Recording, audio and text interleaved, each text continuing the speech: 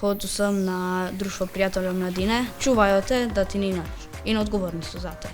Pa, ko sem zdaj malo starejši, sem gotovo, da jim lahko pomagam. Na kegljanje že hodim približno 2 leti. Sva se jaz pa moj trener pogovarjala malo in mi je omenil, da včasih rabijo tako kako pomoč na kegljišču na tekmah. Sem že bila prostovoljka, v šoli sem se javila za zbiranje prostovoljnih prispevkov, ko smo bili na pokopališču in smo prodali zastavice. Prispevki.